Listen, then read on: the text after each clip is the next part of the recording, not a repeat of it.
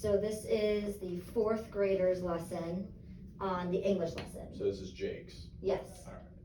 So I guess I'll ask the great Yeah. question of all administrators. How do you think the lesson went? I think the lesson went well. I think doing with him one-on-one was the best option because he needs that one-on-one attention.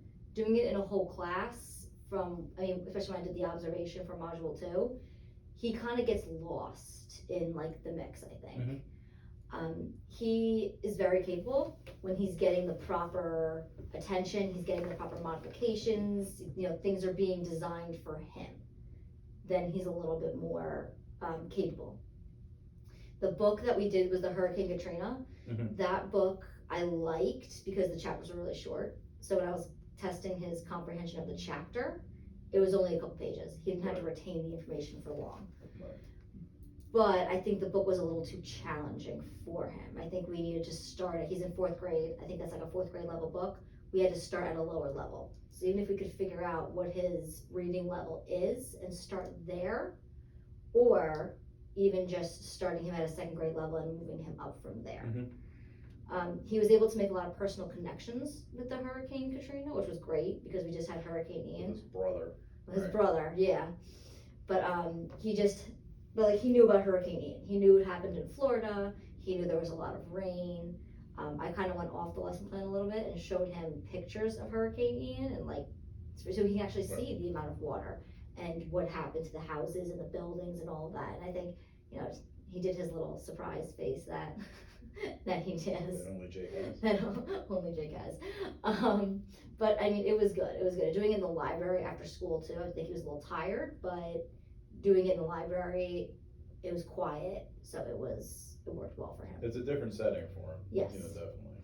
And I think that even right after we were talking about like decoding strategies with him so they can understand some of what would be more complex vocabulary for him to digest and understanding, to comprehend the entire article. Mm-hmm. But I think that was great how you gave him that moment to make the personal connection, because those are really those teachable moments that you can't plan for, but I thought it was really great how you opened that up, for him to do that.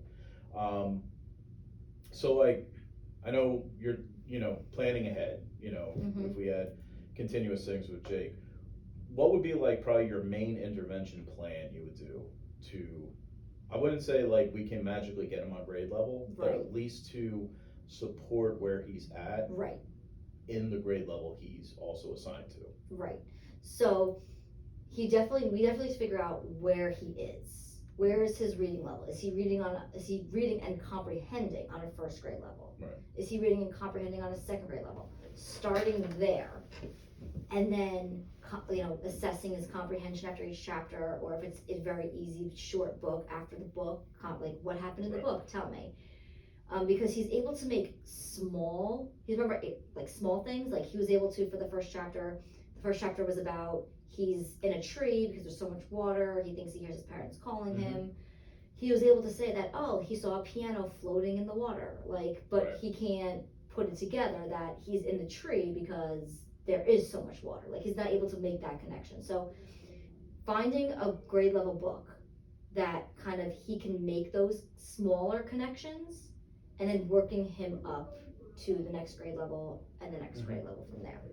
Now, do you think that you would be able to successfully implement this plan so that instead of pulling him into a smaller, quieter space, we can keep him in the classroom, maybe even working with a small group, even if it's not homogeneous? Right. So, I mean, seeing the class that he's in, there's definitely some kids that are either very close to his level, maybe a little higher, but very close, or on his level. So pulling a small group, I mean, there's only like one teacher in the room, so it's hard to do all of that, but pulling a small group, doing a small reading session with the group, giving kids assigned questions could be helpful if she can work it in. The problem is it's only her in the classroom. Because I think that no matter what the Lexile we're talking about, we do have common skills. Yes. It doesn't matter where, a small group of students are. They can all work on that common skill. Absolutely, and then individually we can intervene and help them with, moving on. Right. I mean, this is something too that could be used across multiple classes. Right. So in his science LLD classroom, Mhm. you know, she can try to implement some of these strategies. In social studies, math might be a little harder, but those two subjects, they can incorporate more Right. reading into those subjects and work on those strategies as well. Right. Which, Yeah, in math, I mean, you definitely incorporate it with like the word problems or with the, however, the more complex, the complex problems that they now have. yeah, It's definitely, the skill can definitely be, cross-curricular very easily, yes. you know. And I feel like especially for Yeah. like science and social studies where they don't have a lot of that in elementary school, Mhm. a lot of them may be on Jake's level. A lot of them may be comprehension wise, they may struggle with that a little more in those subjects than in Right. English, because they're not getting as much of it. So, That's that true. those could be two good classes to really incorporate those skills, because Right. a lot more of those kids will be on his level. I think you did a good one on that one. Thank you. Definitely thought so. Thank you. All right.